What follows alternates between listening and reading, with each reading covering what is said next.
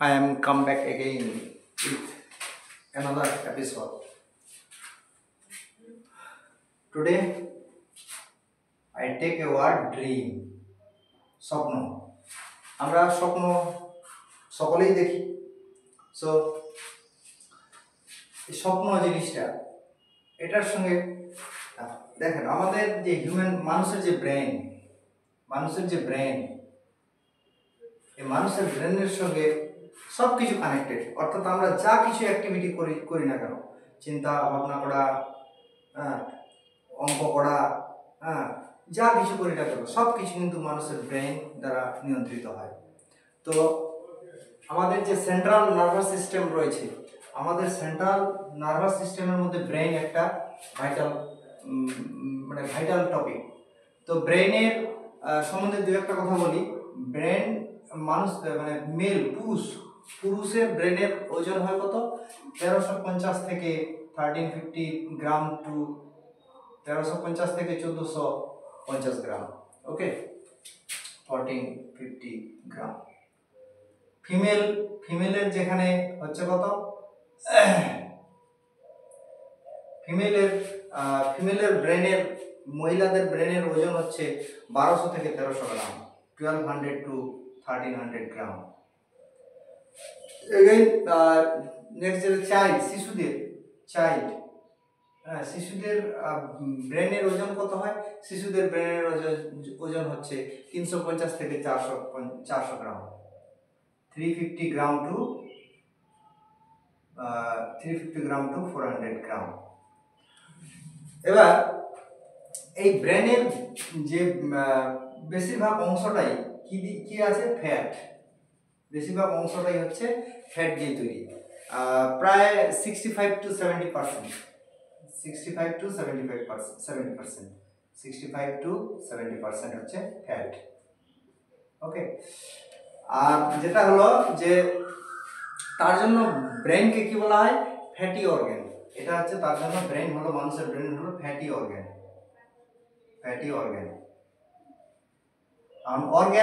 Organ আমরা জানি কতগুলো কোষ মিলে হয় কলা, কতগুলো কোষ মিলে কলা। কোষ মিলে হচ্ছে কলা, বাংলায় লিখি কোষ, তারপরে হচ্ছে কলা, কোষ থেকে কলা। কতগুলো কলা মিলে হচ্ছে অঙ্গ, কতগুলো অঙ্গ মিলে একটা যন্ত্র বা তন্ত্র। তো এটা একটা অর্গান, মানে একটা অঙ্গ। তো ফ্যাটি অর্গান এটা একটা, কারণ বেশিরভাগটাই হচ্ছে ফ্যাট দিয়ে, বেশিরভাগ ফ্যাট আছে এখানে। তারপরে হচ্ছে এখানে যেটা দেখবো আমরা, যে এর মধ্যে ব্রেনের যে একটা পার্ট যেটা হচ্ছে মেনিনজেস। এই মেনিনজেসের মধ্যে আবার এই মেনিনজেসের আবার তিনটা পার্ট আছে। একটা হচ্ছে ডিউরামেটার।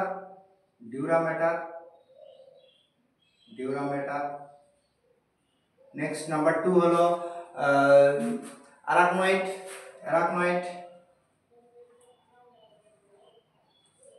নেক্সট হচ্ছে নাম্বার 3 হলো যেটা হচ্ছে পায়ামেটার।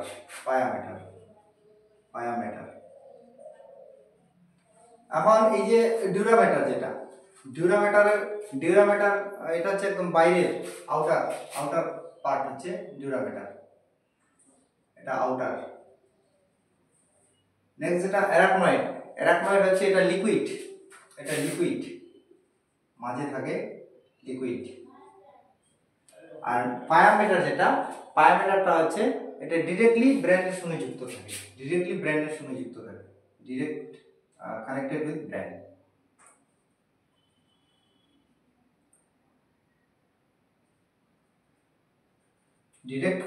With brain.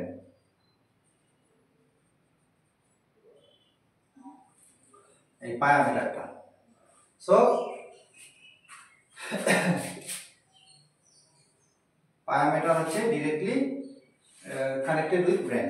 ওকে, নেক্সট যেটা এবার দেখবো আমরা, যে এই যে মেনিনজেস আর পায়ামেটার, ব্রেন, মেনিনজেস আর ব্রেন, এর মধ্যে একটা লিকুইড থাকে।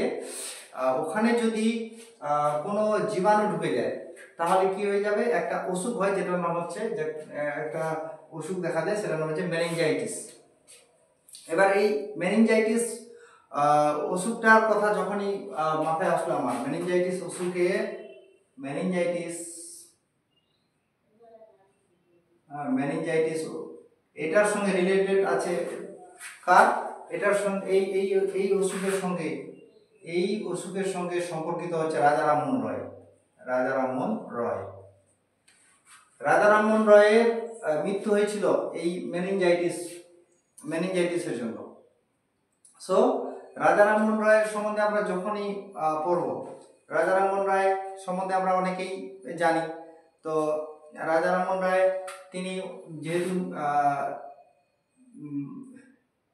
তার জন্মসালটা তাহলে জেনে নিই আমরা 1772 1772 খ্রিস্টাব্দে তিনি জন্মগ্রহণ করেছিলেন, আর 1833-এ তিনি মারা যান। 1772 to 1833। কোথায় জন্মগ্রহণ করেছিলেন তিনি? রাধানগরে, which is in Hooghly. Radhanagar হচ্ছে হুগলিতে আছে। এবার যেটা নেক্সট পয়েন্ট আলোচনা করব আমরা, এখানে তিনি জন্মগ্রহণ করেছিলেন বাট মারা গিয়েছিলেন কোথায়? তার মৃত্যু হয়েছিল ব্রিস্টল ইংল্যান্ড বা ইউকে, ইউনাইটেড কিংডম। ওকে, তাহলে ব্রিস্টল ইউনাইটেড কিংডম কোন অসুখের জন্য? এই মেনিনজাইটিসের জন্য। তো এবার আমাদের যখনই, আচ্ছা রাজা রামমোহন রায় সম্বন্ধে আরো দু একটা কথা বলে দিই। রাজা রামমোহন রায় সম্বন্ধে আমাদের আরো দু একটা কথা জানতে হবে, যেমন আত্মীয় সভা 1815, হ্যাঁ। নেক্সট হচ্ছে ব্রাহ্ম সভা এটা হচ্ছে 1828, হ্যাঁ। ব্রাহ্ম সমাজ যেটা হচ্ছে 1830।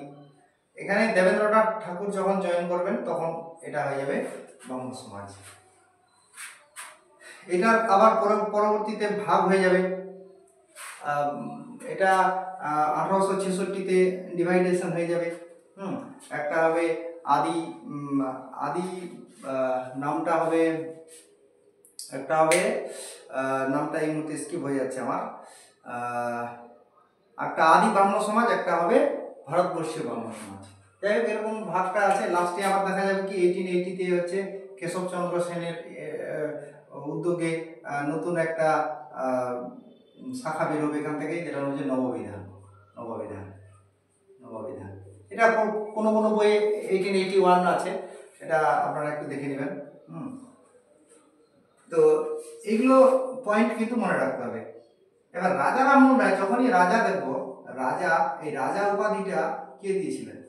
রাজা উপাধি দিয়েছিলেন আকবর টু, দ্বিতীয় আকবর টু। ওকে, এবার আমরা আচ্ছা, আকবর টু রাজা রামমোহন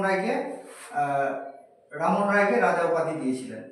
এবার রামমোহন রায়কে রাজা উপাধি দিলেন আকবর টু, দ্বিতীয় আকবরের টেনিওরটা কত? 1806 থেকে 1837, 1806 to 1837। আচ্ছা, এবার রাজা রামমোহন রায়ের সঙ্গে আরেকটা, যেটা সতীদাহ প্রথা, তিনি সতীদাহ প্রথা নিষিদ্ধ করার জন্য উদ্যোগ নিয়েছিলেন, এবং ভারতের প্রথম governor general Lord William Bentinck,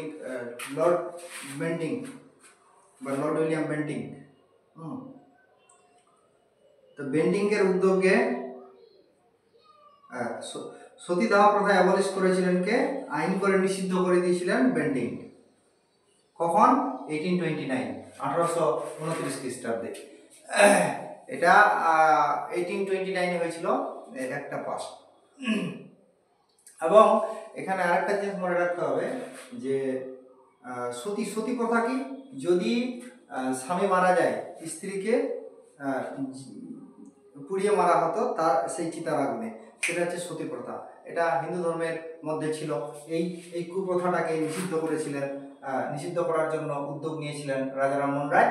শেষ পর্যন্ত উইলিয়াম বেন্টিং, ভারতের প্রথম গভর্নর জেনারেল, তিনি কিন্তু আইন করে এটাকে নিষিদ্ধ করে দেন। তো এইভাবে আমাদের পয়েন্টগুলোকে লিঙ্ক করতে হবে। এবার নেক্সট, এবার যখনই দেখবো আমরা ইউকেতে মারা গিয়েছিলেন, ইউকে মানে ইউরোপে, ইউকের কথা যখনই মনে আসবে, ইউনাইটেড কিংডম মানে এটা, ইউকে মানে হচ্ছে ইংল্যান্ড বা ইউনাইটেড কিংডম, লন্ডন, যার ক্যাপিটাল সিটি হচ্ছে লন্ডন। আমরা লন্ডন নামটা যখনই দেখবো, ক্লাস হায়ার সেকেন্ডারিতে 11 ফার্স্ট সেমিস্টারে আছে বর্তমানে একটা কবিতা, যে composed upon the Westminster bridge. তো এই যে ওয়েস্টমিনস্টার ব্রিজ যেটা, সেটা হয়েছে কোন নদীর উপরে রয়েছে? টেমস নদীর উপরে ওয়েস্টমিনস্টার ব্রিজ রয়েছে। আর যেহেতু টেমস নদীর তীরেই হচ্ছে লন্ডন শহর অবস্থিত, তার জন্য ব্রিটিশ পার্লামেন্টের আরেকটা নাম হচ্ছে ওয়েস্টমিনস্টার পার্লামেন্ট। এটা কিন্তু ডব্লিউবিসিএস এই কোশ্চেনটা আসছিল। তো ওয়েস্টমিনস্টার পার্লামেন্ট লন্ডনের বা ইংল্যান্ডের পার্লামেন্টের আরেকটা নাম রয়েছে ওয়েস্টমিনস্টার পার্লামেন্ট। ওকে, নেক্সট এবার এরা হচ্ছে ইউরোপ কন্টিনেন্টে করে। আমাদের দেশে ইউরোপিয়ানরা এসেছিলেন ব্যবসা বাণিজ্য করার জন্য। আমি একটা ট্রিক আগের ভিডিওতে বলেছিলাম, পিডিবিডিএফ।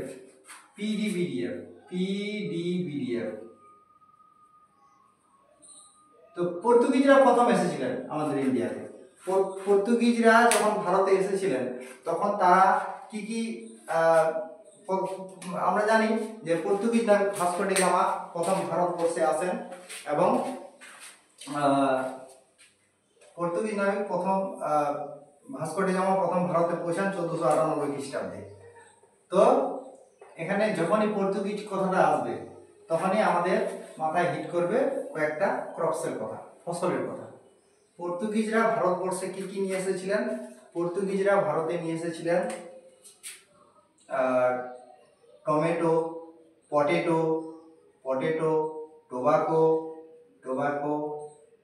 হ্যাঁ, এগুলো ফসল তারা কিন্তু, আরো আছে মেইজ আছে, ভুট্টা, হ্যাঁ মেইজ, এরা এইসব ফসলগুলো, চিলি, লঙ্কা, মানে সব কিন্তু পর্তুগিজরা আমাদের মানে এখানে চাষ শুরু করেছিল প্রথম। তো আমরা যদি দেখি টমেটোর রং লাল কেন? তো টমেটোর রং লাল হচ্ছে এই কারণে যে ওখানে একটা পিগমেন্ট আছে। ওই পিগমেন্টটার নাম হচ্ছে লিউকোপিন, লাইকোপিন, ঠিক আছে, লাইকোপিন। টমেটোর রং লাল হচ্ছে কেন? লাইকোপিন পিগমেন্টের জন্য। এটা একটা পিগমেন্ট। টমেটো রেড এই কারণে, এই লাইকোপিন পিগমেন্টের জন্য। নেক্সট যেটা টোব্যাকো মানে হচ্ছে তামাক। আমরা জানি যে তামাক, প্রথম ভাইরাসটার নাম হচ্ছে tobacco mosaic virus, TMV, tobacco mosaic virus. এটা প্রথম লক্ষ্য করেছিলেন কে? হচ্ছে 1892-তে হচ্ছে দিমিত্রি ইভানোভস্কি 1892-তে। তো আমাদের পশ্চিমবঙ্গে যদি দেখি, পশ্চিমবঙ্গের তামাক চাষের জন্য কোন জেলা বিখ্যাত? কুচবিহার হচ্ছে পশ্চিমবঙ্গের এমন একটা জেলা যেখানে তামাক চাষ হয় বেশি পরিমাণে। আর এই যখনই তামাক গবেষণা কেন্দ্র, তামাক রিসার্চ সেন্টার রয়েছে কোথায়? অন্ধ্রপ্রদেশে রাজামুন্দ্রিতে,